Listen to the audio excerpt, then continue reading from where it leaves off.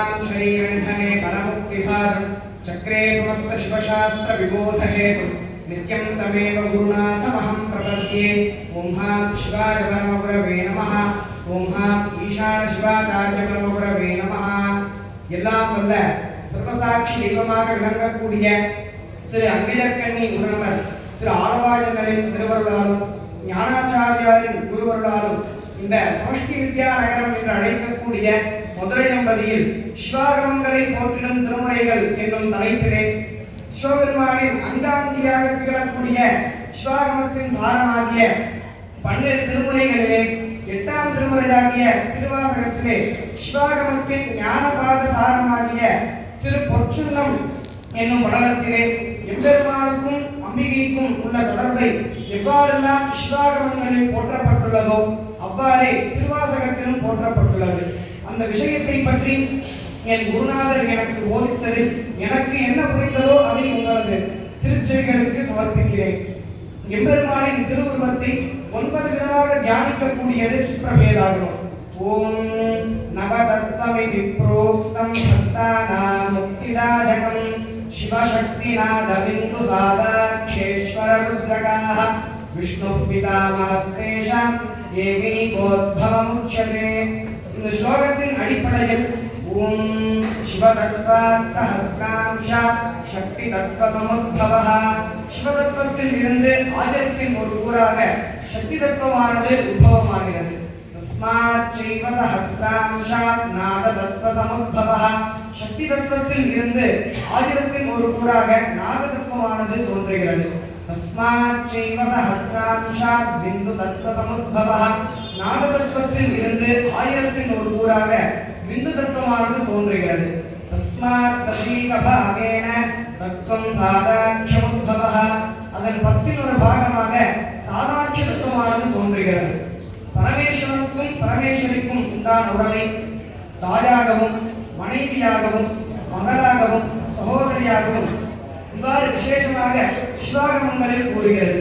இதே விஷயத்தை திருப்பொற்சுன்னத்திலேயும் சிவாகமங்களை போற்றும் விதமாக கூறுகிறது.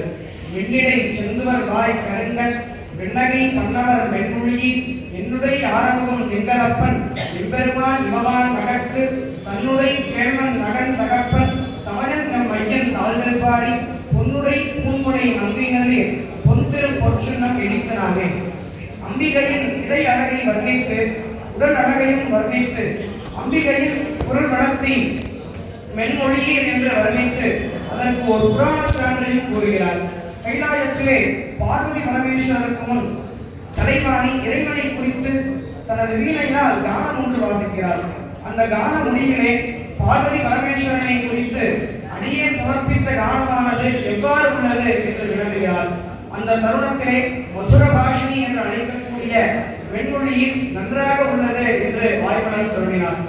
எம்பெருமான் சிவபெருமான் அம்பிகையை நோக்கி மிக நன்றாக உள்ளது என்று திருவாய்மலர் தருவினார். இந்த சூக்ஷ்மத்தை அறிந்து கொண்ட கலைவாணி தனது வீணாகானத்தை விட அம்பிகையின் குரல் வளமே இனிமையாக உள்ளது என்று அறிந்த சிவபெருமான் மிக நன்றாக உள்ளது என்று கூறினார் என்று உணர்ந்து கலைவாணி நாணப்பட்டு தனது வீணையை உரையில் வைத்தார். அதனால் அம்பிகைக்கு வெண்மொழியீர் என்ற பெயர் வந்தது. அப்பேற்பட்ட அம்பிகையானவர் சிவதத்துவத்தில் இருந்து சக்தி தத்துவம் வரும் நிலையை தந்தையின் மகளாகவும் ருத்தோலிங்கம் உமாபீடம் என்கிற நிலையை போகசக்தியாக மனைவியாகவும் திகழ்கிறார். ஓம் பராசக்தேர்தசாம்சேன சிவசாதாட்சசம்பவः ஆதிசக்தேர்தசாம்சேன அமூர்த்தியஸ்ய சமுத்பவः இச்சாசக்தேர்தசாம்சேன ஜோதிமூர்த்திரிஹோச்யதே ஞானசக்தேர்தசாம்சேன கர்த்ருசாதாட்சசம்பவः கிரியாசக்தேர்தசாம்சேன கர்மசாதாட்சசம்பவः. பராசக்தியில் இருந்து 10 ஒரு பாகமாக சிவசாதாட்சமானது தோன்றுகிறது.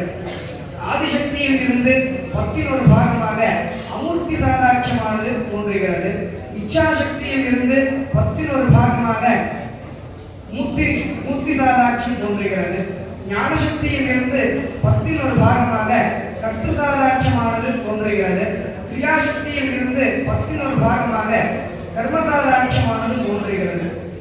இப்படி சக்திகள் நிலையிலிருந்து சாதாட்சியங்களாக தோன்றும் பொழுது சகோதரியாகவும், விண்ணு தத்துவத்தில் இருந்து சதாசிவ தத்துவம் தோன்றும் பொழுது தாய் மகளாகவும் இப்படி விசேஷமாக கூறுகிறது.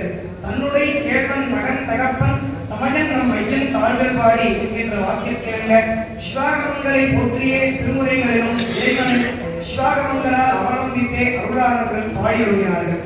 நாமும் அவ்வாறே போற்றி மகிழ்வோம் என்று கூறி அந்த சிற்றுரையை தங்களது திருவடிகளுக்கு சமர்ப்பிக்கிறேன். அடியே கூறியது